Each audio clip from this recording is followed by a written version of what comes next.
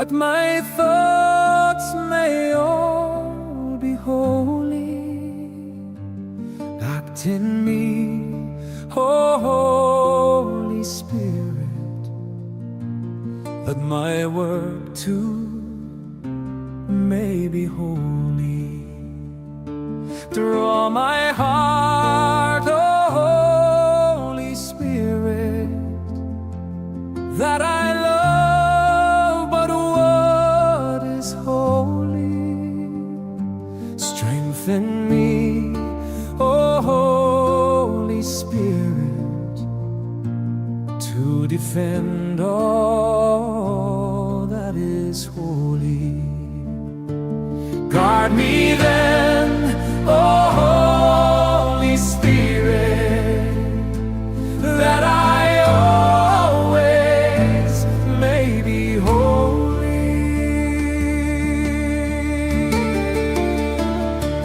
Breathe in me, oh Holy Spirit, that my thoughts may all be holy.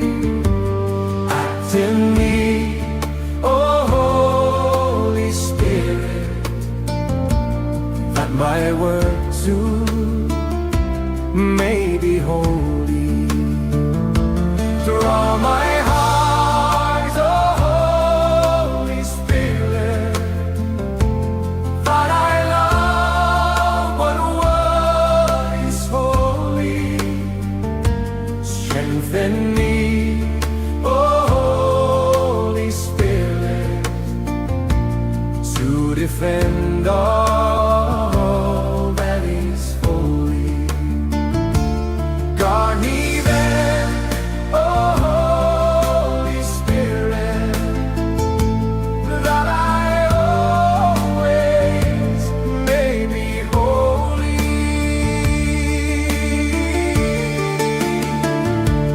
Breathe in me, oh Holy Spirit, that my thoughts may all be holy. Act in me, oh Holy Spirit, that my word too may be holy. Draw my heart, oh Holy Spirit, that I love but what is holy. Strengthen me, oh Holy Spirit, to defend all that is holy. Guard me then, oh Holy Spirit, that I always may be holy.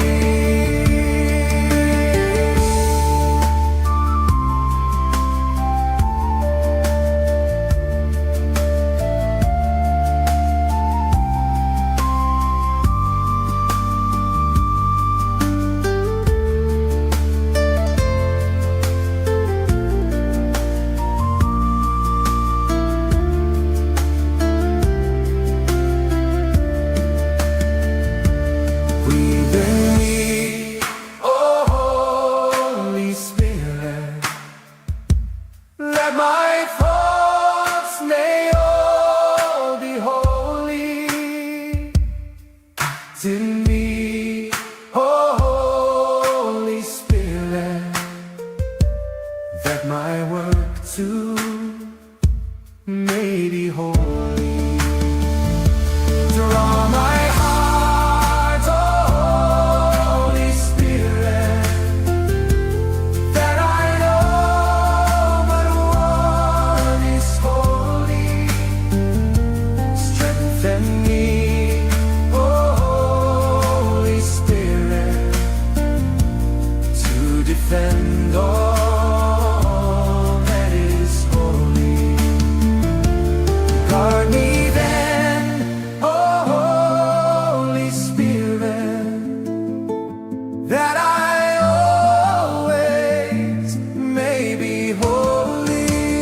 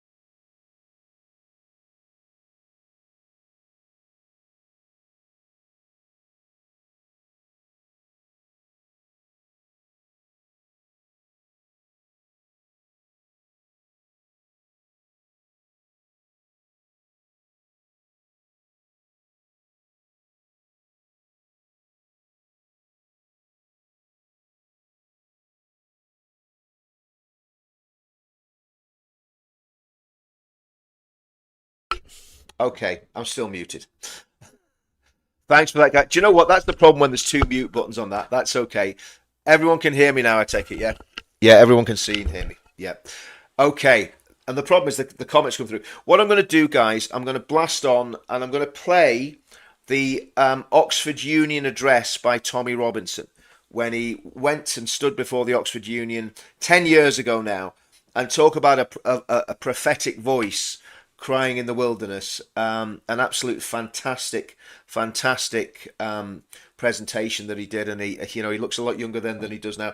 So without further ado, I'm gonna leave you guys with Tommy Robinson. I'll close the stream off probably in about an hour's time. I've got to go and do my running about, do the school run. But if you haven't seen this, you will enjoy this. It is one of the best presentations on what was happening with Islam 10 years ago. So think about what it's like now. This was 10 years ago, guys. Just listen to this and enjoy.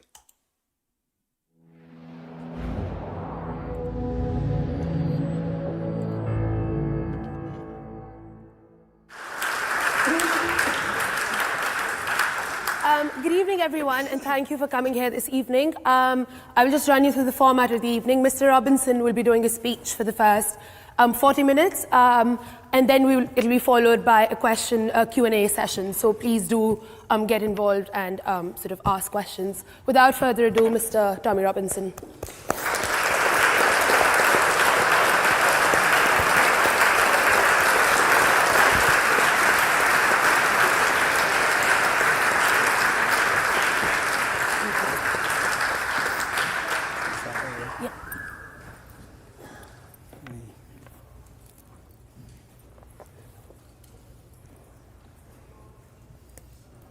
Hey, first of all, I'd like to say it's a privilege and honour to be standing here today. This is a long way from the streets of Luton town to now be at the Oxford Union. I think it's a good day for freedom of speech. You've all heard, I was getting called a little fascist as I was walking in here. There's protests outside from Unite Against Fascism who, the definition of fascism is trying to stop people have a difference in opinion of you, which is what I have. So I think they're showing themselves up as fascists. I'd like to thank, I know there's probably been a backlash against the union for inviting me here today. It's been a good day for freedom of speech, but also a bad day. I had a speech prepared that I was going to come here and talk about, everything I had prepared to say. I was visited 4 days ago by probation, and I was warned about my licence. I'm on an early release from custody, so I'm on a licence. And certain things that I was going to say would result in me getting recalled back to prison. Now, even though, which I said, obviously I haven't got the same freedom of speech as what everyone else has got then. And they said, no, not whilst you're on licence. And I was going to expose certain things about the police, but that'll have to hold now. What I want to do is I want to take you all through a journey of my life and talk to you about life stories growing up in Luton. By the end of it, I want you to understand where I come from and who I am.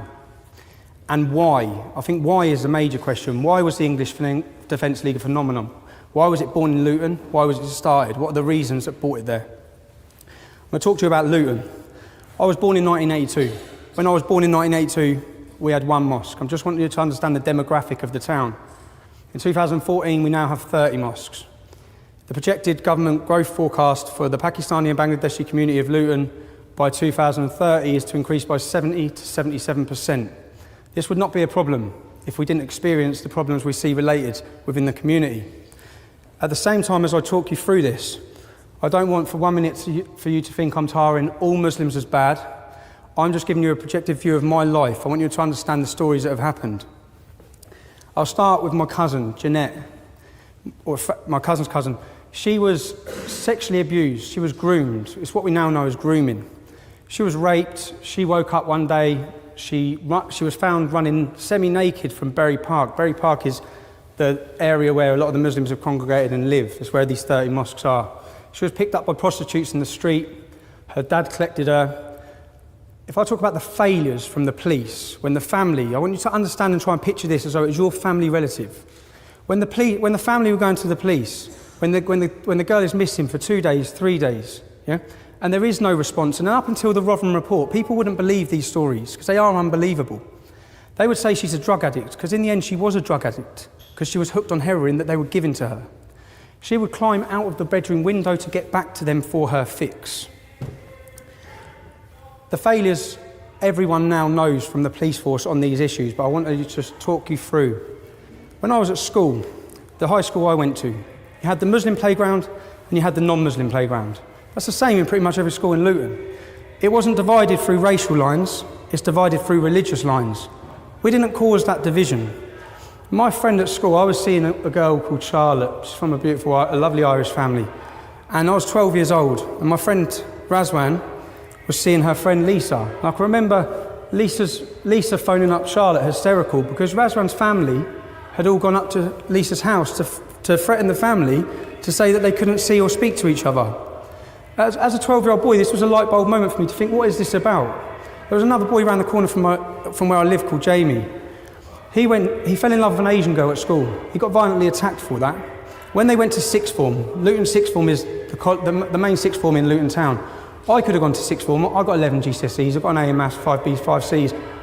As a young English lad in the town, to go to that sixth form, I have to be prepared to look at the ground. And I'm not prepared to look at the ground. And that's because there were Pakistani Muslim gangs in that sixth form, extremists in that sixth form. Now, this Jamie went to sixth form. His girlfriend went to sixth form, who he's in love with. They couldn't even acknowledge that they knew each other, okay, because of the fear of what would happen. I had another friend, John English, on a night out. I'm just taking you through stories. John English, his girlfriend's name was Activism. She was a Sikh, actually, but she was from Letchworth. But we were out on a night out in Luton town, and these Muslim lads just come over and spat straight in her face. So these are instances, and I'm not saying it's all Muslims, I'm just talking and saying there are problems. I've seen them, okay, growing up through Luton, and I'm asking that you all try and envisage yourself, take yourself out of where you've grown up. Many of you may have grown up in working class communities and towns, but try and see it. We talk about racial abuse. I don't know how many people have been a victim of racial abuse. I was a victim of racial abuse at the age of 12 when I was attacked on the way home from a swimming pool by a Pakistani gang. I was called a white pig. My friend had his hat taken off him, we were spat in our face and slapped. Another incident, twice in one night, walking to the under-18s nightclub. Whilst I'm talking about racial abuse, I'll talk about Mark Sharp. Mark Sharp was murdered in 1995. Any of you can Google this murder, yeah? He was my uncle's friend and his son was my age. He was going to get a takeaway. He was in his car, a van. He was going to get a takeaway when a car braked in front of him. He swerved around it and he gave a hand gesture. He was followed. He didn't know he was being followed. 4 Muslim Pakistanis were in the car. They phoned for reinforcements. More come. He was not aware of this. When he got outside the kebab shop, he come out, his son's with him. They beat him. They hit him so many times, they were hitting him with bats, with poles, with sticks. Read the murder, it will shock you, okay? He was not going down. He would not go down. One of them jumped up in the air with a knife and snapped it off in his forehead. He survived for 3 days, and then he died. Many of his friends, and what I'm trying to envisage and ask you is that you just take yourself, think of this is someone you know in your family, this has happened to. The judge in court said, you can take, if you wish to a verdict of manslaughter, you can take into account the fact that he aggravated them enough to make a young Asian male act in this way. They got 4 years in prison for that, if you want to talk about justice. That's not justice. They were out within 2 years in the town of Luton Town. Most of the people in Newmark and his friends left Luton after that incident. I could stand here all day and talk about other incidents that have gone on. I'm going to show you a video now. I'll ask you to watch. A series of attacks on the homes of elderly people in Luton are racially motivated. The victims fear the aim is to force them to sit up and move out.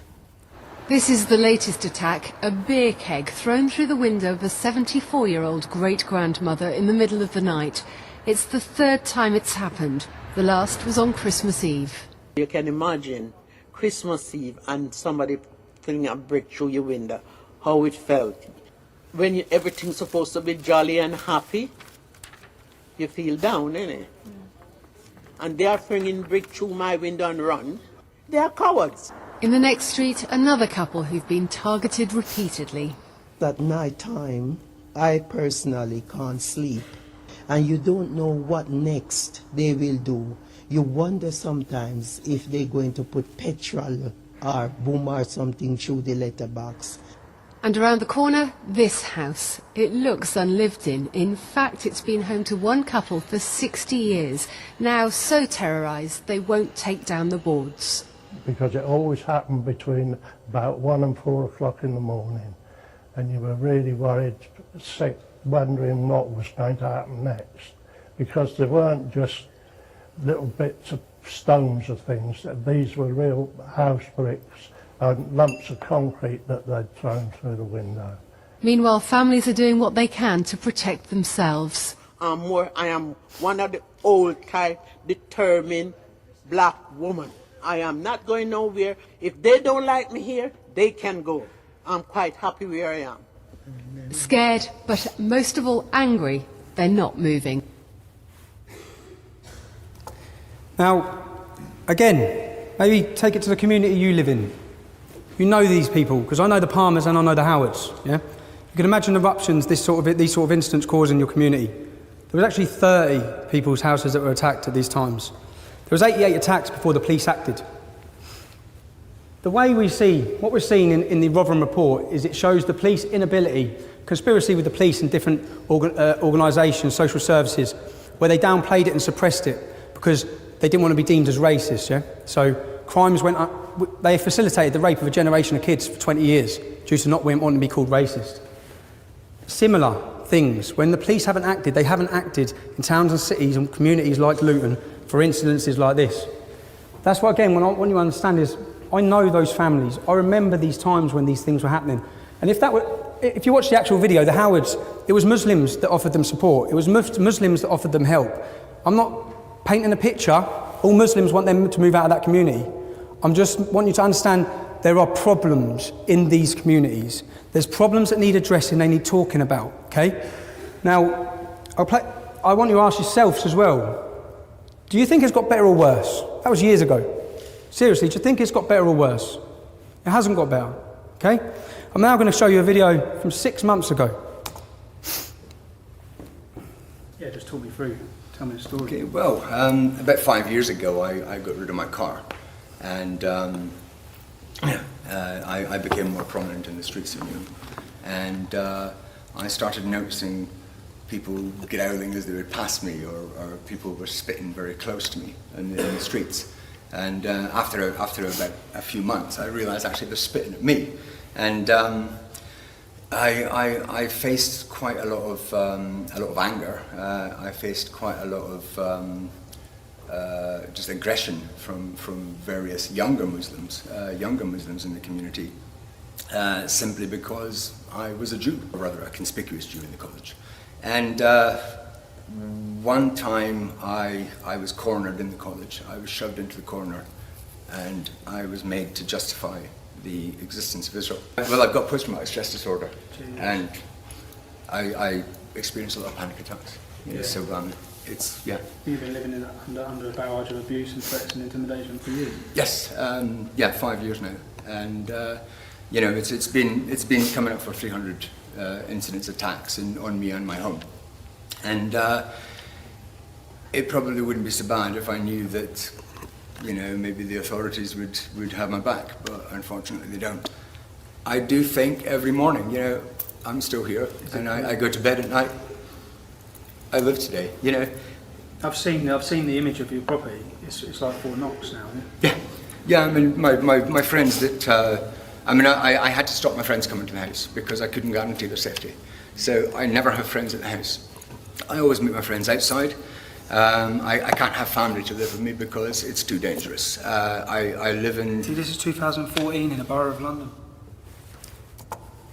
2014, do you know what it's like to see a grown man brought to tears? Do you know how many families I meet that are brought to tears in Luton and towns like that? The reason why I'm showing you these videos, I want you to understand this is real life.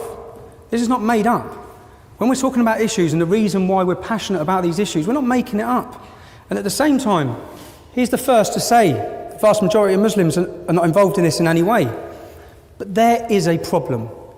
The reason why I met him, I've been talking to him for 5 years. A lot of people then, with the English Defence League, they don't go to the police anymore in towns like Luton. They contacted us to talk about the issues, talk about what's happening with their families, how they're feeling persecuted, etc. I went to meet him because he's moving to Israel, because he feels he has to move to Israel if he wants to be safe. His only crime is that he's Jewish and he's living within a Muslim ghetto.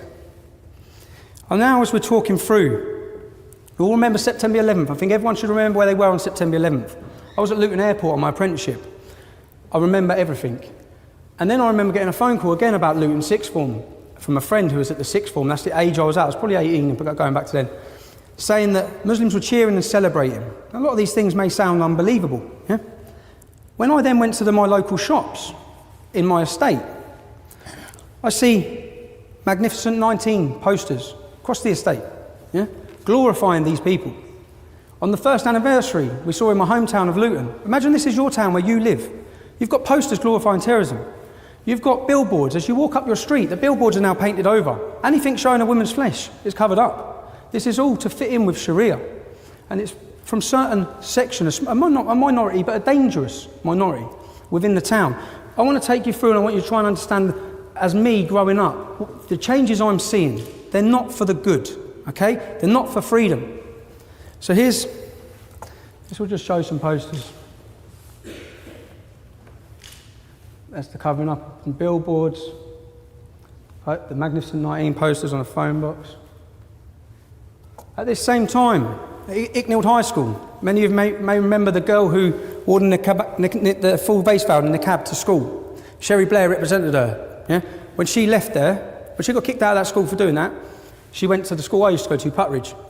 But her brother was part of Al-Mujahideen, an extremist organisation. They used to protest outside the school all the time, this Icknield High School. They then had, at the same time, every year, they're outside the school handing out leaflets saying Christmas is a sin. Children are just trying to go to school, trying to paint a picture that things are going on across the town at this time. Now, what I'll show you now, this is a newspaper article. If you want to take one of them and pass them around, people can read them themselves. This, I feel, is very important. I think it's very important to show you where we were at in a town. This newspaper article is from September 2004. We're going back 10 years, okay? I was 21 years old. Anti-terror rally. I organised this rally when I was 21 years old. I made these leaflets, okay? This will show you that the English Defence League may have been born in 2009. There's a reason. There's a history behind it. When the Beslan massacre, remember the Beslan massacre? The school children were lined up and murdered by Chechen terrorists. They killed loads of kids in front of their parents. I remember watching that.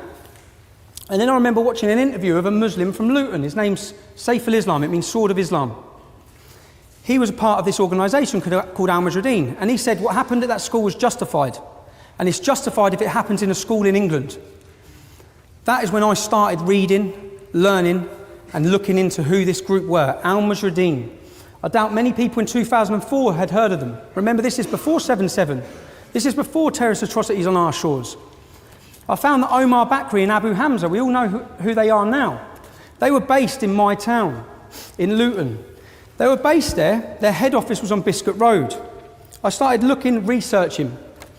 What I found terrified me. And once my eyes were open, I couldn't close them to this issue. I made these leaflets. In these leaflets, it's clear. Leaflets circulating in Luton before the demonstration, which started at 1 p.m, described it as a peaceful protest to stop terrorist recruiting in the town. Headlined Luton Taliban, no thanks. It said Luton residents demand the police and council act now. Close down Al-Mujahideen's head office in Biscuit Road. Stop Islamic extremists recruiting in the town centre on Saturdays. Clamp down on racist attacks on white and black lads by Muslim gangs. The leaflet claimed Islamic extremism is running out of control in Luton. Muslim fanatics celebrated September 11th outside the Galaxy Centre. Al-Mujahideen supporters of global terrorism are based in Biscuit Road. Luton's Muslims are attending Afghan terror training camps. Magnificent 19 posters glorifying suicide murderers. Churches are being firebombed. Beatings and stabbings of young whites are going on all the time. The demo literature also claimed that members of a Muslim gang, the Gambinos, are more interested in making money from drug pushing and pimping, but they are becoming increasingly close to religious extremists. This was in 2004. If you want to research and go on Google, you will find a national newspaper run an article called Chemical Jihad, which they actually named that same gang 5 years later, saying that they are linked with Al-Qaeda. They are using heroin as a jihad against non-Muslims. What I want you to read by that and understand by that, Al-Mujahideen are ISIS. That is ISIS. That same mindset that is terrifying the world now. The Home Secretary said 4 days ago, ISIS is the biggest threat to this country in our history. Okay? That is the same threat. I may not have said it in a posh voice. I may have said it in a different way.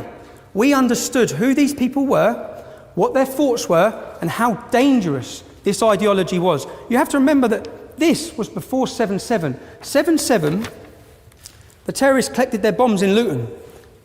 I want to bring it home to you again, this is your town. They collected them from a suspected Al-Qaeda operative called Q, who works in a chicken shop in our town centre. He was also the main mind behind the fertiliser bomb plot. I want you to realise that we share a space in Luton, okay? If we have terrorists, they're not from millions of miles away. We have to live with them. The Stockholm bomber come to Luton from Sweden as an innocent Muslim. He was targeted at Luton University by this group, who we have been warning about now for 10 years. He was targeted, he was radicalised, and he set off and blew himself up. He lived 3 doors from my auntie. That group of extremists that I'm talking about were on Luton University in Freshers Week. You're at university, many of you.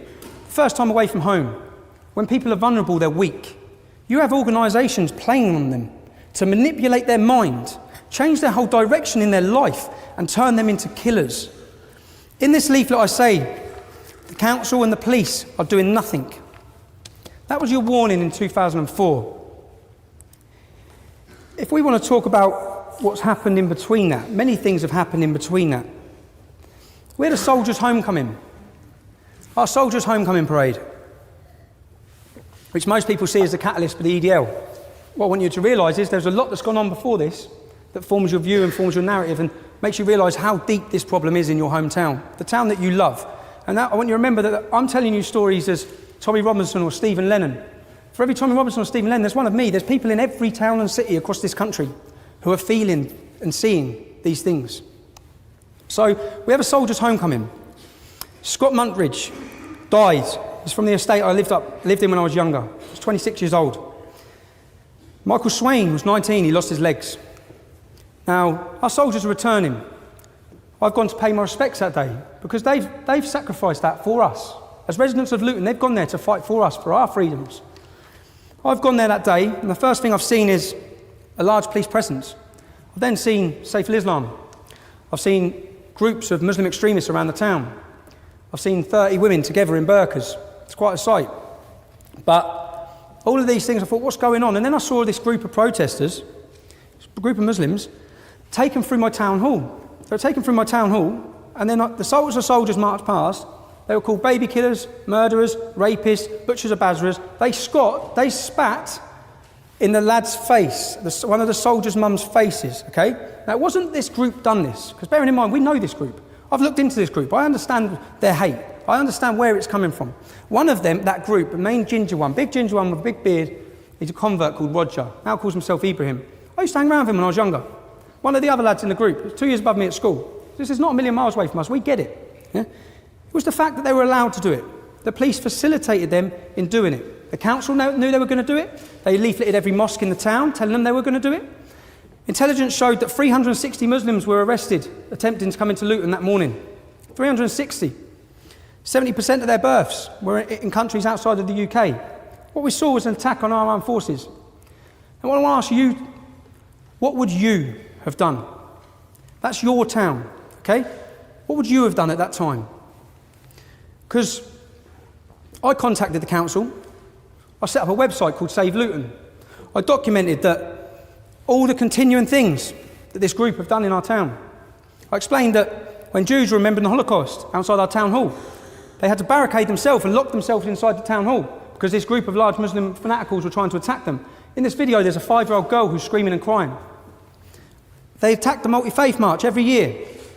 Now, in Luton and estate and towns like Luton, when 2 kids continually cause a disturbance or a nuisance, you get an ASBO. Yeah?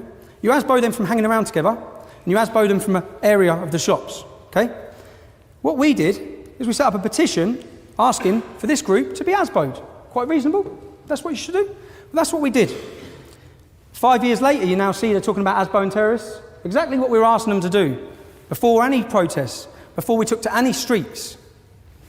Now, we know the police suppress what's going on in the town. We know the Labour councillors, you've seen it with Rotherham, are hiding the facts. We know what's happening in our own town. As I've said, we've foreseen ISIS. We've foreseen all these issues that are going on because we're living it. We're living amongst it. We're breathing it. It's where we live. And we decided then, every community in Luton is allowed to celebrate their identity and their culture. We have St. Lucian Day. When it's Paddy's Day, my mum was a Paddy, but when it's Paddy's Day, they have a 3-day festival. We have, when it's Eid, if you want to see any Muslims, come to Luton for Eid, because you will have fairgrounds, you will have the biggest celebrations, everything. St. George's Day, our day, okay? And I'm just trying to talk to you about how we feel in the town. So it comes to St. George's Day, Icknield School, the same school that the girl tried to wear the niqab to, sends a letter out to all the parents. If anyone brings in the emblem of St. George on St. George's Day, you will be suspended and sent home. The same school, when Pakistan won the cricket, encouraged everyone to celebrate with Pakistani flags. The message this sends to our kids is they should be ashamed of being English. They should be ashamed of their identity and who they are. Now, this happened 3 weeks after, and then the headline in our newspaper, St. George's Day parade banned. We were supposed to have a parade for the first year, banned. It was at that point that we said, which again, I'll ask you, what would you have done? Okay? What would you have done? Every time your town's name is dragged through the media and the press, it's linked to fanatical jihad terrorism all the time. This is our town. It's where we love. We want to feel safe. This group, when you read what they stand for the destruction of this. They stand for the destruction of my family, your family, all of our families now dedicated every day. And I'll try and change it for you to people to understand. 75% of Luton is non-Muslim, okay? Let's reverse the roles. Let's make 75% of the town Muslim, 25% of the town white. And in this complete white non-Muslim community, you have got hundreds of the world's most feared Nazis. And they have got pace tables set up. And they are promoting hatred against everyone that is not white, okay? Do you think that they are a small group that's going to be ignored? Because that's all we hear. No one listens to this group. Ignore them, ignore them. In fact, 60% of the people in terrorism are ex-members of Al-Mujahideen. People do not ignore them. They are dangerous. Now, sooner or later, you would see the hate coming out of that little area and coming into your community. You'd witness it. That's what we're witnessed. We have witnessed it. We see the hate. So all this time, I set up an organisation called the United People of Luton. Now, when I'd done this, I named the gangs. I named the heroin. I named their shops. Now, I was 21 years old. Some people would say quite naive. I was a 21-year-old lad with an attitude about what I saw, and I didn't want to back down to it.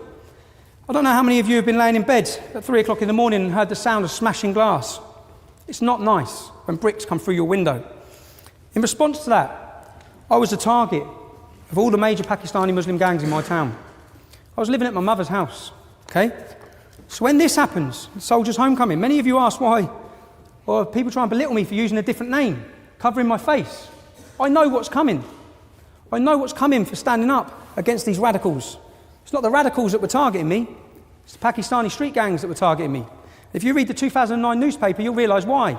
Because the trade between the street gangs and the fanaticals, and the terrorists and the extremists, is combined, the sale of heroin. Now, we set up a group called UPL.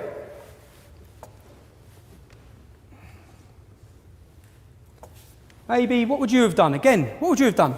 Bearing in mind the National Front and groups like this, after the Soldiers' Homecoming, wanted to attach themselves to our town. Would you have made placards that read National Front go to hell? Because that's what we done. Voters demand a St. George's Day parade. I want you to understand what this was over. What it was all over. This was the start. When we met up this day for this demonstration, it was the community. My aunties were there. We were met by a police presence, a heavy-handed police presence. A horse flattened my uncle. My other friend, Isaac, little black lad, holding one of these placards, reading National Front go to hell. A police officer on a horse knocked his teeth out. Okay? He lost his teeth. We wanted to get to the war memorial. That's it. We were prevented from the police from getting to the war memorial. We were held and kettled for 4 hours. My auntie had to crouch, and we in the street. Now, I was there the day that Muslim extremists protested against our soldiers. When we turned up, we were made to line up against the wall. We had cameras in our faces. They put their hands in our pockets. They made us take our shoes off. Names, date of births, addresses. We felt violated by our own police force. Violated in a response Well, when Muslim fanatics were protesting against our soldiers, you didn't stop them. I was there. You didn't search them. You didn't harass them. You didn't harass their women. But you have us. So this now become about what we saw as oppression. We saw a two-tier policing system which we live under. Where there is an Islamic community, it's maybe not the fault of the Islamic community, but where there is an Islamic community, the police tiptoe around certain issues. We've seen it, you've read it with the Rotherham report. In that Rotherham report, you will read incidences where two fathers went to get their daughters back because their daughters were in a house being raped by Muslim men. When they went to get their daughters back, the police arrested the fathers. There was 5 Muslim men sexually abusing an 11-year-old child in a derelict house. The police turned up and arrested the child for being drunk and disorderly. These sort of stories could sound unbelievable, but they're real. And you need to understand that these stories are happening across the board in towns and cities. You need a report for Rotherham, get a report for every town and city in the country, because it's going on. So we had our UPL protest. Bearing in mind we've been asking for petitions to have this group ASBO'd. What did the police do? After our first UPL protest, the police come to 14 of our houses. My mum's was one of them. I wasn't there. The other 13 people who were arrested were given bail conditions not to enter the town centre 7 days a week, 24 hours a day for 3 months. So we wanted these extremist radicals banned from our town. And why would we want them banned from our town? Because our mums, our sisters, our daughters, our families have to use that town centre. And when you use that town centre, this group every single Saturday have pace tables set up by Don Miller's Bakery, and that part of town's become a no-go zone because people don't want to get harassed by these lunatics. So we've had our first demonstration. They've given us bail conditions. That's when people would have seen our second demonstration, people are wearing balaclavas. I bought those balaclavas, and I'll explain why. I gave everyone the balaclavas because the 14 people who have been given bail conditions not to enter the town centre, all we wanted to do was walk through our own town, get to our war memorial, and show that the people of Luton support our armed forces. That's all we wanted to do.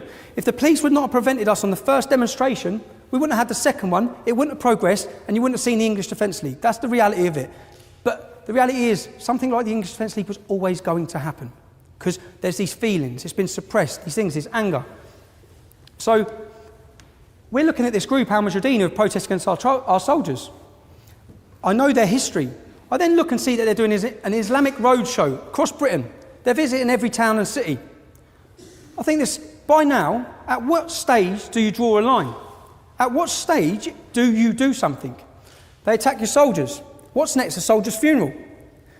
We've seen the progression. Attack your soldiers, set fire to poppies, cut your heads off. We've all seen what's happened. So in Luton, I ask you, what would you have done? When this is going on in your town and the police are not doing anything, no one's stopping this group, they're radicalising, they're converting, their numbers are growing every year. At what stage do you say enough is enough? We have to highlight and tackle this group. I'm now going to show you why the UPL become the EDL.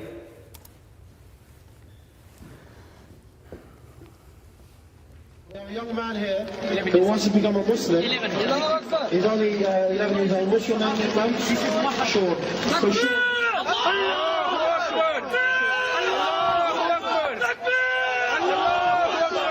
Pause. So Sean here is going to become a Muslim. Going to repeat after me. أشهد أن لا إله إلا الله.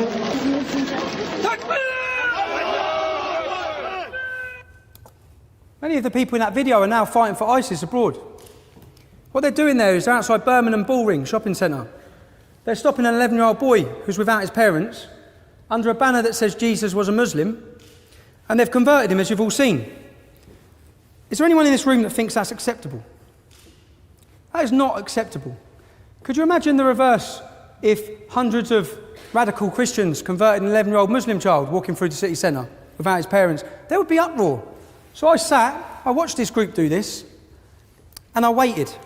And I thought, let's see what politicians, police, someone's got to do something. Nothing happened.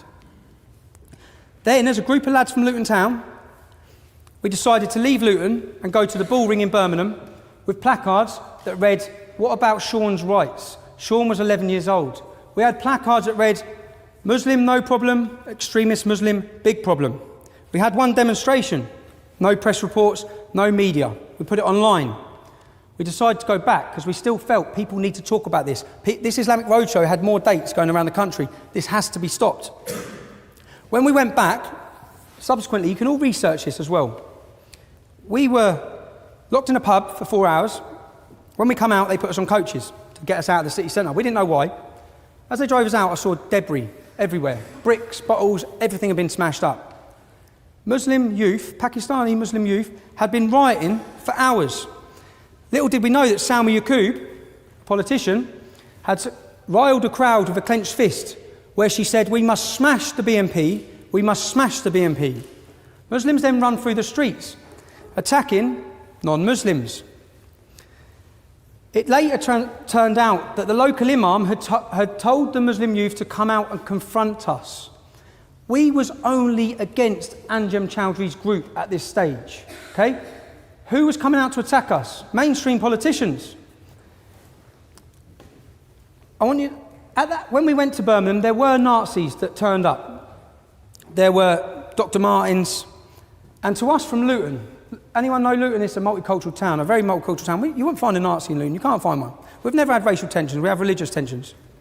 So for me, we've gone up there to highlight this issue, we've come under attack from everywhere.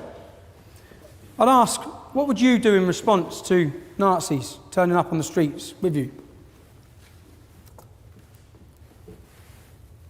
A message to Anjem Chowdhury. We, the English Defence League, we will contest your kind as our forefathers did. At this stage, not really much of a mention of Islam, because we're opposing Anjem Chowdhury and his group. That's it. That's our tactics. Now we have Nazis on the streets. We need to let them know they're not welcome. On the first Birmingham demo, 5 Nazis were got put on the coach with us. One of them gave a Hitler salute as he got on. It kicked off when he got to the top of that coach with Luton's lads, yeah? So you have to realise, which I'll show you a video in a minute, where all his friends are talking about this fight that incurred, yeah? And it's a fight that incurred because we don't tolerate that. We would not tolerate that extremism coming from our community, but we see it tolerated in many communities. Now, when we set fire to swastika, not many other groups have done that. Not many other groups have really put it on Nazis. When this happened, I had a phone call from a man called Nazi Nick, a German. You can all Google him, yeah? I had a phone call and I was told to hand over the control of the English Defence League, hand over the websites, hand over this. I didn't know who he was. I told him in no uncertain terms that it was not going to happen. We had an argument on the phone. I'd highlighted myself to some of the world's most feared Nazis. I didn't know who this man was. Only later, my friends, when I was telling him about this Nazi Nick, some fella from Germany, he said, "Do you know who he is?" I said, "No." He said, "He tried to overthrow the South African government." That's what I thought, damn, well, I just put it on him. And from that, you can see this. I don't know if you want to read that. It says, English Defence League, since the formation of your organisation, your alliance with external enemies, the Zionists, you have blinded the disgruntled youth to today with your bastardised concept of nationalism. Our concept of nationalism was anyone is welcome to it. White, black, anyone, Muslim, Christian. If you're proud to be English, you're proud of the laws in this country, you're proud of our freedoms, you are welcome. You have attacked lone white nationalists. They wasn't on their own, but this is on about Birmingham. See, the press would not tell you that when there's trouble at the demonstrations in the early days, it's us outrooting the extremists. You have burned our swastika from the EDL and the 10... Anyway, I'll carry it on in a minute, you'll see. It's quite awkward viewing, but... EDL's come into operation. They was given it on the streets. EDL.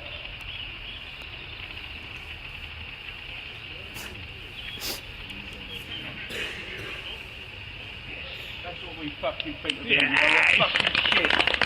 We're fucking scum. That's what we think of the EDL. So, could you imagine, as I walked in this building, all I've been called is a Nazi. Okay? We've softened what Nazi means. We've softened what a fascist means.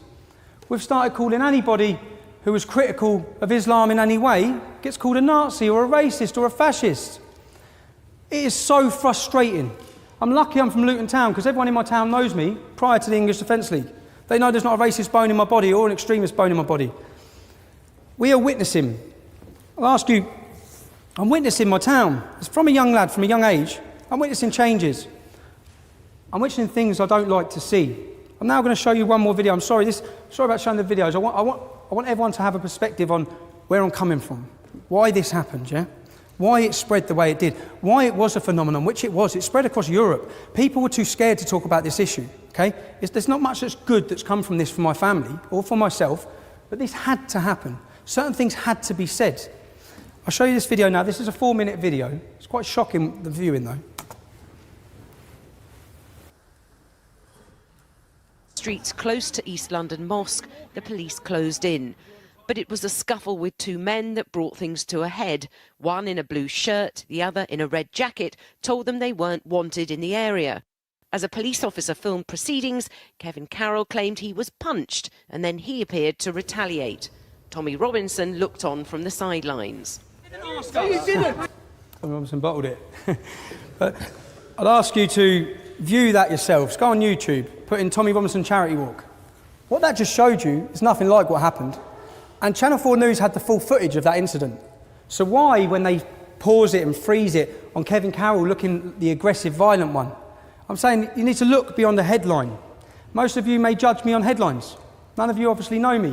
I get judged a lot on headlines. I'll show you another headline. On Armistice Day, Remembrance Sunday.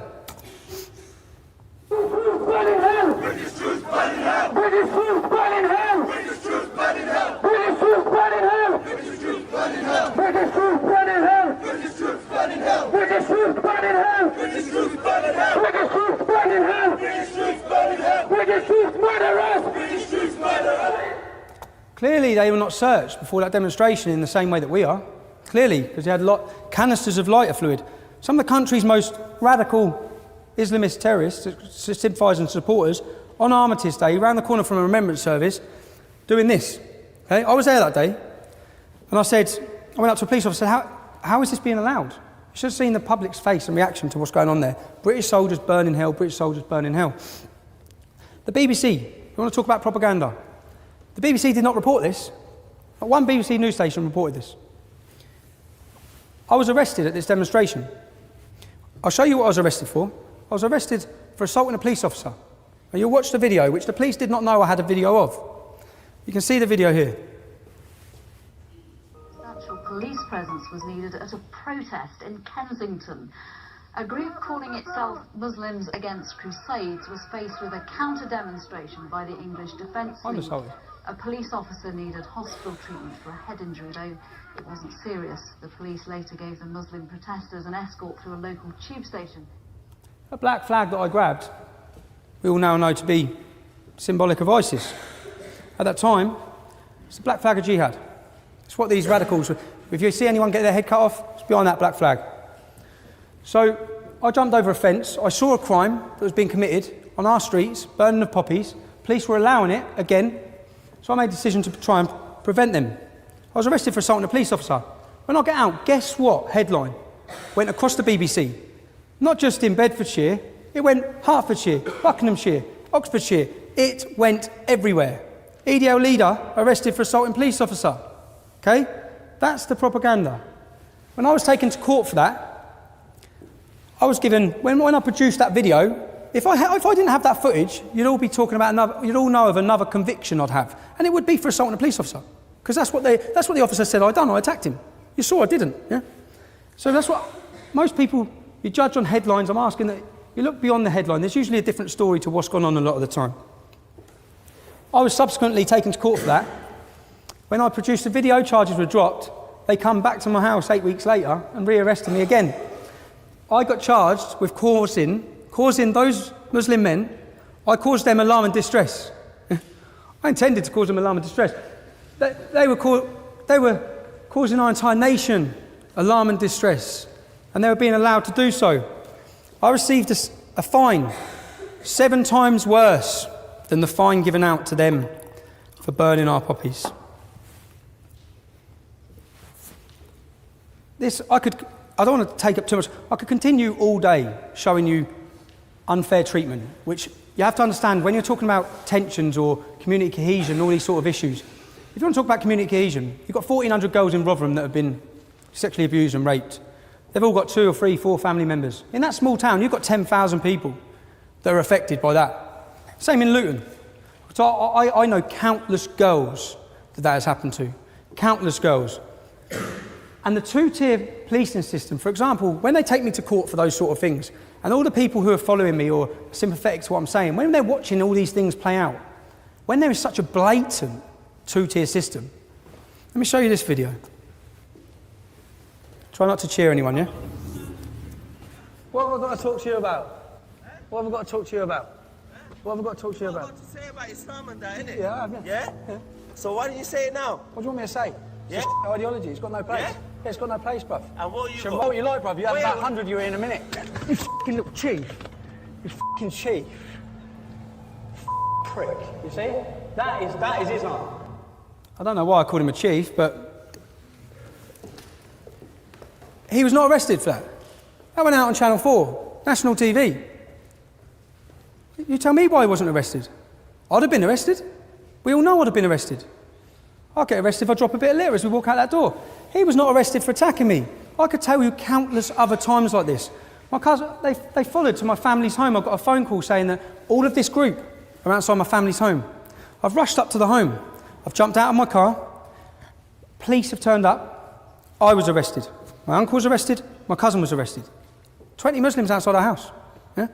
After 36 hours, because they got an extension, when I got to interview, what did you find? Because I thought they're all going to have weapons in their cars. So what did you find? I could tell straight away by the police officer's face.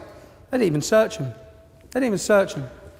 So there is a two-tier system. Many of you may not believe. I could show you countless different things. I'm going to show you now that video first, which I thought I was on. It's a 4-minute video. This is a young girl. Many of you may know Stacey Dooley, pretty ginger girl. She has her own programme. She's from Luton Town. I grew up with Stacey. So when Stacey come back, she's obviously come back to experience what's gone on. She left Luton 8-9 years ago.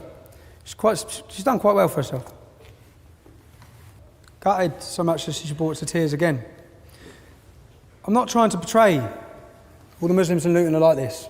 I'm trying to show you there's a problem, okay? There's a problem where we live. She says this is my town as well.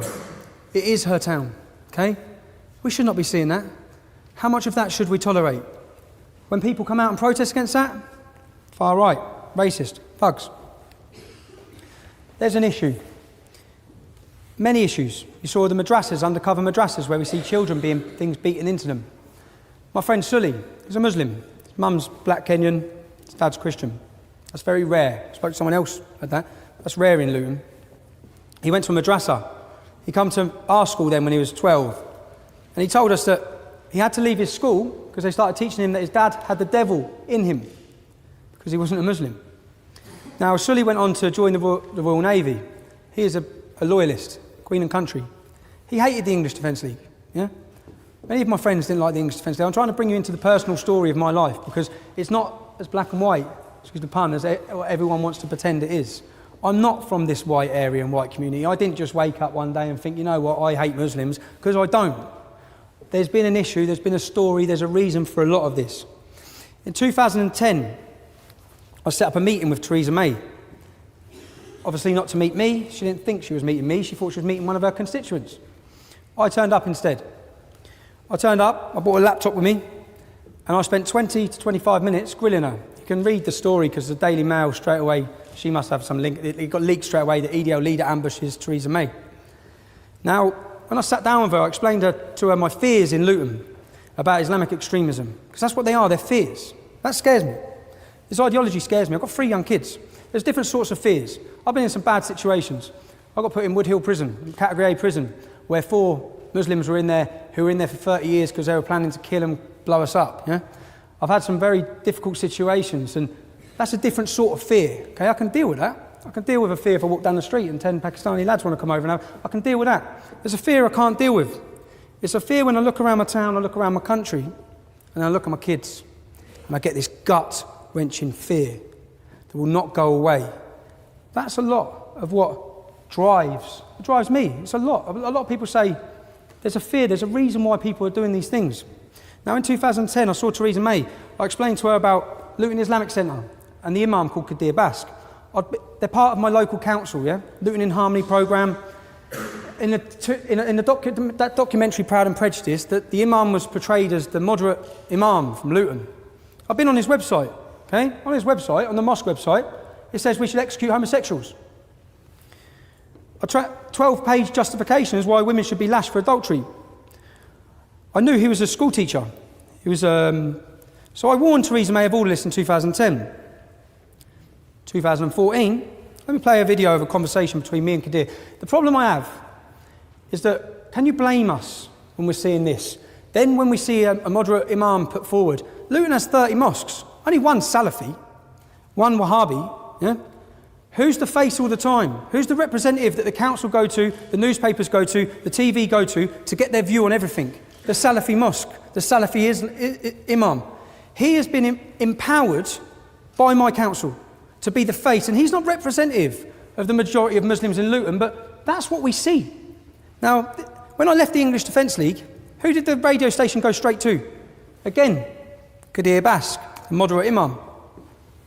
As I was talking about Tommy Robinson, asking your questions about him, he came knocking on our door, and now he's sitting here in the studio with us. He's joined in the studio now by Kadir Batch from the Luton Islamic Centre, who we had as an arranged guest on this subject as well. So we've ended up having a bit of a Barney about all of this. And just before the news, Kadir, you said that in an ideal society there would be punishments for example, homosexuals. And Tommy Robinson had put the point to you that this is why he was concerned by your ideology, which is why he was anti-Islamic and anti-Islamisation, and put Luton Islamic Centre in that camp. Do you understand why Tommy Robinson might be concerned by Islamic ideology when, even though you say we don't want it in Britain, you do use phrases like in an ideal society and then come up with a statement like that?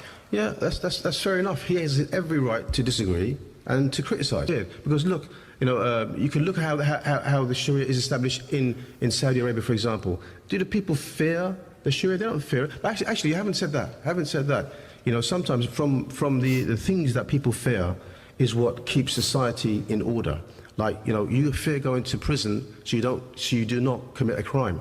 You know, it's similarly like that. It's a deterrent. The Sharia rules are deterrents. They're not implemented. How many hands get chopped off? How many women get lashed? And it just doesn't happen. Very, very, very few. So 40. I mean, it just okay. In an ideal Islamic society, these laws do not get implemented. They're just deterrents. Okay. Final question for Mr. Robinson. Then we have some calls, and I want you to talk to our listeners. What Kadir's saying is that gays should be too scared to be gay.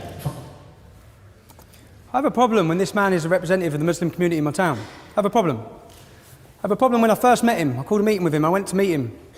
It's because all these tensions were in the town, and he's the main face. He's the main person I thought to see. When he walked in, he said, Tommy, Sharia law will not come to this country in your lifetime. Probably not your sons, but the generation after that. I said, thank you for concreting why I'm resisting this, Kadir. Now, I've never understood the term, I hate to say I told you so, yeah? But I now understand it, because it's not a nice feeling. We warned of grooming. You read the Rotherham report. This is from 2010. Defend England against? The spread of Sharia law, the spread of terrorism, the spread of extremism, Islamisation, the political wing of Islam. That's what we're trying to do. Could a Muslim join the English Defence League? Of course they could, yeah. Of course they could. And yet you say you're not against Muslims. No. They could join your organisation, but you are against Islam. We're against Islam taken in its 7th century barbaric form. Well, your direct quote is, I'm not against Muslims, just Islam. Against militant Islam. And when I say Islam, taken in its 7th century barbaric form. If Islam was to evolve, which it needs to evolve, to fit in with Western democracy, which is clearly not. Clearly there's a problem. Clearly the English Defence League is a phenomenon that swept this country. And with the issues I'm talking about, Jeremy, if I ask you, do you know anyone that's hooked on heroin sold to them by Muslim gangs? You probably don't. I do. Do you know any beautiful girls that you went to school with that are now wearing a burqa that don't see their family? Probably don't. I do. Do you know anyone who's been murdered by a Muslim gang? You probably don't. I do. Do you know any 15-year-old girls that you know that you've grown up with that have been raped or pimped? You don't. So I don't expect you to understand the issues. These are all personal issues of yours. Personal issues in towns and cities like mine that are happening, and they're not happening with the Sikh community, they're not happening with the Jewish community. And indeed, they're not happening with most Muslims. No, they're happening within the Islamic community. That's why I'm saying that it's an Islamic problem. And when I'm just a simple person, so I'm just a normal person, but when I'm looking at, I have to look for where this hatred is coming from. And talking about these girls like they're statistics. They're not statistics. These girls are, well, whose daughters do you think these are? Whose sisters? They're ours, in working class towns and communities. And people are fed up of what's going on, and it is being ignored. For 20 years, Our councillors and the leaders from the Islamic community have conspired with the police to not deal with Muslim pimping gangs. They've allowed systematic rape of our youth by the fact of being scared to be called a racist. There's another quick video now. Non-Muslim youth, non-Muslim girls, raping, pimping, beating, abusing our whole system. Rather than deal with these gangs, they would rather persecute us, the people who are highlighting the issue. And the fact is, the police, the councils, the government, everyone needs to wake up. Many of the issues when we formed the EDL that I wanted to raise and wanted to bring to the surface have been brought to the surface. Many of them. If you wish to, you can draw a graph on the arrests. Do it yourself. Look at the arrest rate for Muslim grooming gangs, which is a big problem in many of our communities. You'll see a line go straight across like this. English Defence League forms, the arrests go through the roof. Only when people took to the streets, only when they could not hide this fact any longer because they've hid it, only when the world's media were listening to us talk about what's happening to our family members and the police are facilitating it, did they do anything about it. If I tell you one story, I stayed in Blackburn for the night before a demonstration. I spent the time with a family. I listened to horrific stories of what's happening to their 12-year-old daughter. She's going missing as well for days. She's got a 19-year-old brother in that room that's telling me the stories. I mean, horrific. When you hear these stories and you're having to listen to all these things that are going on, it's going on everywhere. The next day we're at the demonstration. It's all kicking off. I've gone down to the front where it's kicking off to try and calm people down. Who's at the front kicking off with the police? Her brother. There's usually a lot of reason for the anger that people are seeing, okay? To just label it and ignore it. The main reason I want to get across is why. That's the point I'm getting to, is why. Another point I'll make to you about prison. I've been in prison. Wood Hill is an ISIS training camp. That's it. Our Category A jails now are radicalising and radicalising. We've got 800 coming out a year. When you go to jail, you're weak, you're vulnerable. You're now being turned to hate the system, hate the country, hate everything about us. And I'll make this claim now. At some time, this speech will be looked back upon after a prison convert has come out, maimed, killed and murdered on our streets, because it's going to happen. There's nothing being done. They're not segregated, they're not isolated. In 2012, I spent 20 weeks on solitary confinement. These terrorists are not on solitary confinement. They're on the wings, converting, making people take the Shahada, converting them. The imams, even in Wood Hill, are trying to do something. They're not trusted, they're not listened to. They're seen as stooges. People are not converting with the imam, they're converting with the radicals who are running the wings. In 2012, I spent 20 weeks. I flew to America on September 11th on someone else's passport. Pretty stupid thing to do, yeah? I got 10 months in jail for it. I thought it was quite harsh, but I got 10 months in jail. I spent 20 weeks on solitary confinement. Solitary confinement, 23 and a half hours a day. I was locked up. For half hour a day, I got let out to walk around a cage on my own. Put back in. Meals brought to your room. They're not allowed to do that, actually. You're only allowed to do that for 30 days because of your mental health. It's not good for your mental health. To get around that, they moved me from Wandsworth block, Bedford block, Wood Hill block, Wandsworth block, Wayland block. I was not allowed out of my cell because I'd be killed. My family noticed the difference in me as a person when they come to visit. Because of this, you see, fear is paralysing. And it is fear that paralysed Rotherham's police force. It's fear that's paralysed our politicians. It's fear that has paralysed the British public to put up and tolerate with many of the things that are happening in this country. My family contacted human rights lawyers. They explained, listen, our son has spent 12 weeks in solitary confinement. Listed all the things. All the human rights lawyers were like, this, you've definitely got a case, this is out of order, we'll get a judicial review. Yeah, he's the leader of the English Defence League. Whoa. I mean, we can't represent him. That's how toxic it's become. That's how powerful political correctness is. My family then looked for who represented Jamie Bolger's killer. Child killer. Cut off the penis of a child and fed it to him. Disgusting, sick. They contacted him. Went through the same scenario, explained the situation. Got to the fact that I was a leader of the English Defence League. Whoa. I can't touch him. He represented a child killer. He would not represent me. That is how toxic it had become to speak out and be critical of what I've seen. Now, we tried to get ASBOs. We did contact the council before any street protests. I'm not going to stand here and pretend I'm an angel, because I'm far from it. I'm not going to stand here and defend the actions of every English Defence League demonstration either, because some of them are indefendable, and I wouldn't want to anyway. What I would also point out, ISIS. Many ISIS fighters for ISIS, there's a lad I know from Luton who's out there fighting for him. They're coming back. I draw the point. They are following from scripture from the Quran. They practice from the same Quran that the Kurds who are fighting for freedom also follow. So I'm not saying all Muslims are bad. I'm saying what I've tried to do today and what I'm trying to paint a picture of is why. I want you to understand why. If we want to talk about my beliefs, I'd rather you heard my beliefs from my mouth. I'm called far right. I'm put in a box of the right wing because in this country we like to do that. It makes things less complicated. Many of my views are left wing and liberal.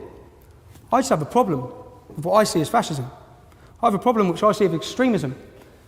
And any group like these clowns that are outside today, who are government funded, okay, linked with trade unions, it's their job to oppose fascism. Where were they?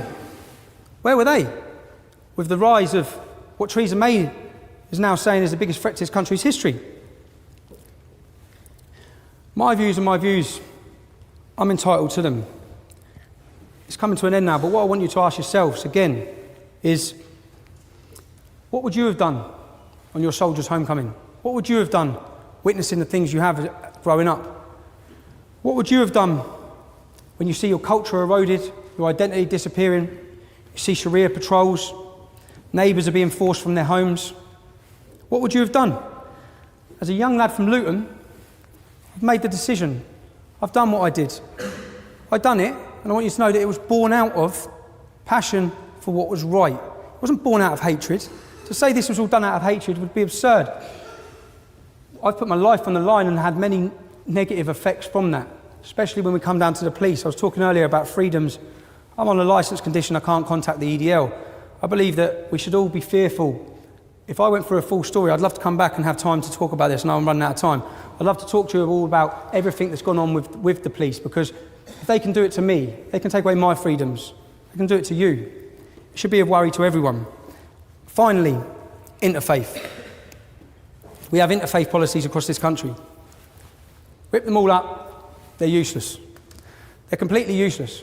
In my town, we have Sikh leaders, Muslim leaders, Christian leaders, twice a year, take a photo of each other, put their arm around them, stick it in the paper, that's their interfaith.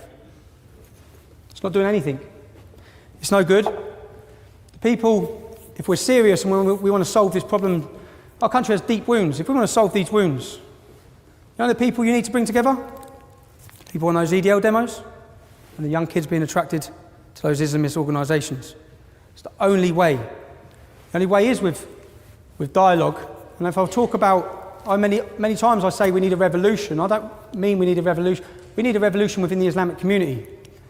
We can't solve these problems. The problems will be solved by Muslims. I'm having a meeting this week with Muslims in Luton who are running a campaign saying, "Not in my name." I watched the video, it was an hour and 20 minutes. It's a good video by the Imam. And I sat there and thought, this is what we've been asking for. We've been asking for Muslims to get as outraged as us at what these fanatics are doing. We've been asking for a clear wedge and a difference, and a clear difference between your ordinary Muslims and these Wahhabi Salafi extremists. And for the first time, I think, I'm yet to be completely convinced, but it is the only route forward and the only path forward that I see if we want to hand down a safe and prosperous Britain. I'd like to thank you again. I hope it's given you a better insight. Some of you may still hate me, but I'd like to give a better insight into who I am, where I've come from, the reasoning behind the formation of the English Defence League. Obviously, I've left the English Defence League now, and I'll try as best I can to answer any of your questions. I wish I could stand here and speak freely, but there's certain topics I can't really branch into because I will be recalled to prison. I have 3 young, beautiful children. Christmas is 5 weeks away, and I noticed the massive effect it had on them when their dad was locked in prison. So I spoke to you earlier about it. A year ago, I would have stood up here and, you know what, I'd have said whatever the hell I wanted because I felt my freedom of speech was being eroded, and I'm quite stubborn throughout the years. But I can't put my family through that. So again, thank you for inviting me.